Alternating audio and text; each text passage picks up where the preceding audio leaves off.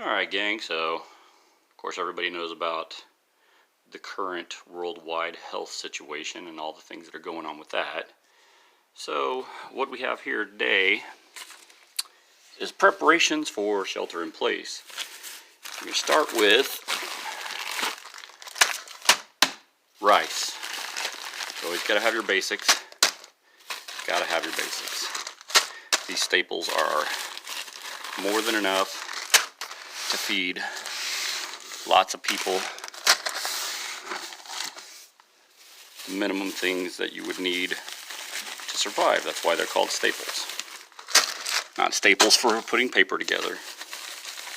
Not staples the office supply store. But food staples. The basic things that at a minimum will give you the nutrition, energy,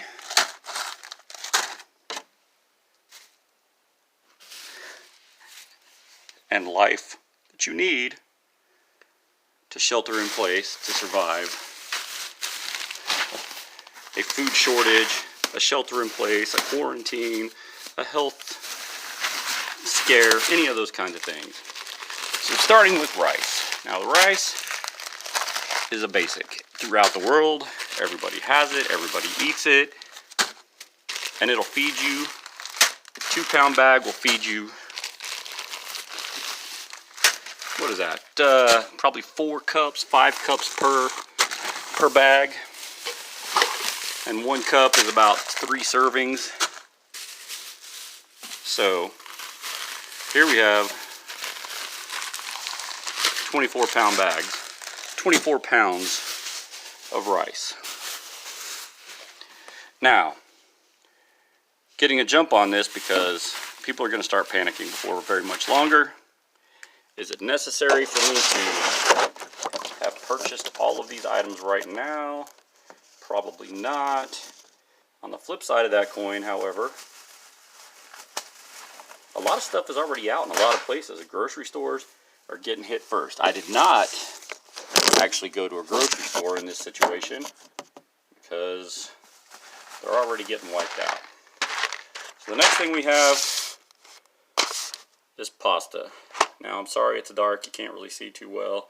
I'm storing these in a cool, dry, dark environment for obvious reasons. Rice and pastas and things don't like to get moist and wet until they're ready to be eaten. Quickly ruins them. Any granular food of that nature has to stay dry. We also have, of course, beans. I got black beans and pinto beans. Again, beans are a basic staple throughout the world. There's a reason they're a staple. The basic staple doesn't even, that's almost redundant because a staple is basic. It's the minimum things that are required to continue to function and survive. With that said, I don't have a ton of beans. Eating a lot of beans can mess with your stomach and upset you and all those kinds of things. It's not necessarily going to be a lot of fun. You want to eat well, but you don't want to get sick from it. Next thing we got is some essentially potatoes au gratin, dried, stored, ready to eat. This is for the family. A lot of this stuff, a lot of the reason that I'm doing it this way is I have some dietary issues. I can't have dairy, I can't have leafy greens. There's a few other things that I cannot have. That means that a lot of the pre-prepared food supplies such as Wise or My Patriot Supply or any of a dozen others that you can find on the internet, I can't eat them. I can't eat most of what they send you. So while it would be great for my family, it would leave me in a pinch. So what I've done is I've searched out the majority of this food supply will be stuff that I can eat, so that if we end up getting a more official style of food supply, a Wise or My Patriot Supply or whatnot, then my family will have food, and then I will also be prepared and covered. The next thing I got Hash browns, 5 servings per box. Again, just potatoes, energy, easy to make, quick, and serves plenty of people. I also got chicken with rice canned soup. Again, just some of this will go with the rice, some of this will, go with the beans, some of this will go with those kinds of things, especially the soup with rice. You can take a can of soup, mix it with rice, and you can serve 3 or 4 people off a single can of soup. So each can of soup can become a meal. 1 can of soup can become a meal for multiple people when you add rice. I have chicken noodle and chicken and rice. I have several cans of each, mostly the chicken noodle. That was what they had. So that's kind of how we're going to do that. I also got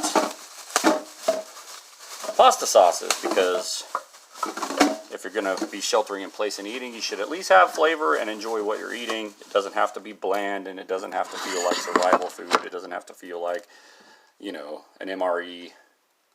I got pasta sauce with meat,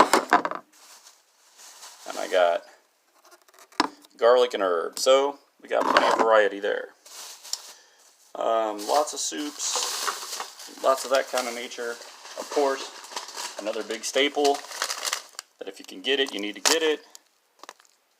Dried potatoes. Just add water or milk or whatever you can. Obviously, in my situation, I can't add milk, so the water is how these will be made for me. I got several different styles of pasta as well. I got spaghetti, I got rotini, I got elbow macaroni, I got penne. Seriously, we're gonna never need to buy pasta and rice again, especially if we do not end up in a shelter-in-place scenario. However, there's nothing you can do better for your family than be ready, right? You got to be prepared. You got to take care of your family. You got to do the right thing by your people. If your people are not taken care of, then you need to reconsider how you're doing things. Grocery stores are going to get hit fast. They're going to get hard. When this order comes down, if you even have time to get to a grocery store, you're going to have a hard time finding a lot of these staples, because they're called staples for a reason. Just because they're the first things people are going to look for. So I'm preparing my family. I'm preparing my house. If we end up in a shelter-in-place situation, we will not be without any of the basic survival things that you would need to get through. We'll have water.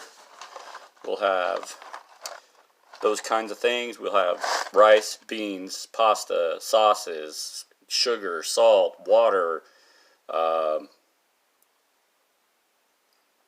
I've got a generator to run my refrigerator and my freezer should we end up without electricity for any reason. I've got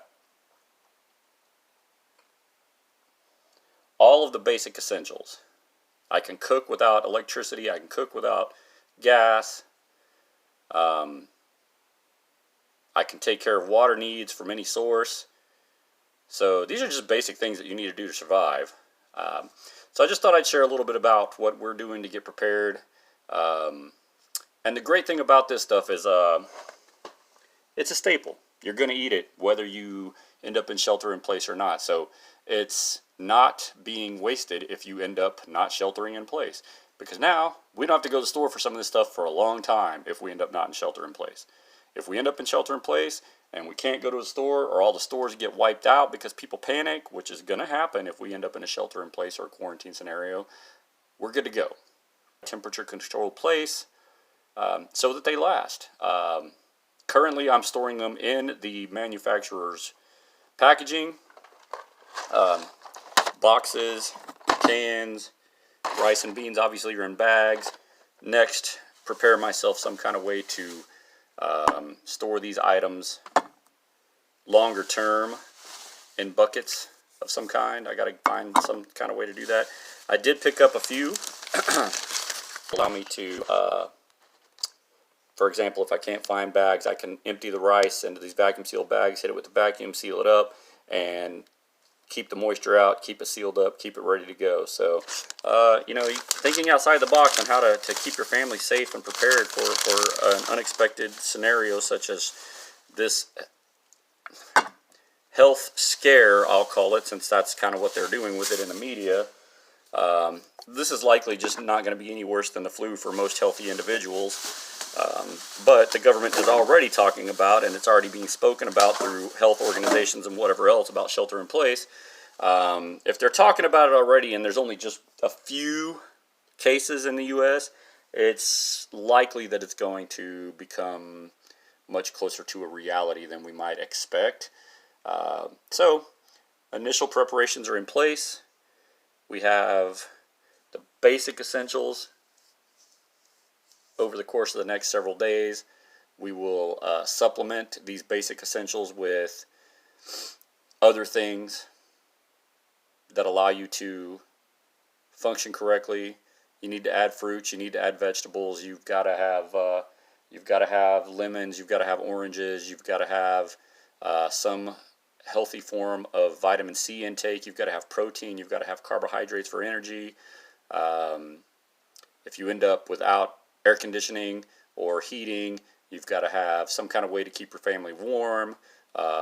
We are fortunate in that we have a fireplace, but not everybody has that, so you need to look at how you can create a warm environment for your family without electricity and those kinds of things. So just wanted to share a little bit about our family's preparation, and maybe it'll inspire some of your preparation if you're not already prepared. If you are prepared, then you're probably laughing at a lot of what I've got here, but as people are already starting to panic, I have what was available at a short notice. So we will continue to supplement this as we go to the grocery store, but we have a significant supply now that will feed us for some time should we not have the opportunity to leave our house to do normal grocery shopping and things of that nature. So I wish you all the best. Stay healthy, wash your hands, don't touch your face, stay away from anybody who's traveled outside the country, don't travel outside the country, and get physical. Do some exercises, do some burpees, go for a short run, go for a walk around your neighborhood, grab a bike and go for a ride. Get your cardio up, get your health up, and you will be fine. I wish you all the best, and we will see you again for the next video, hopefully with better lighting and more interesting than this one has been this time. Take care, guys, and good luck.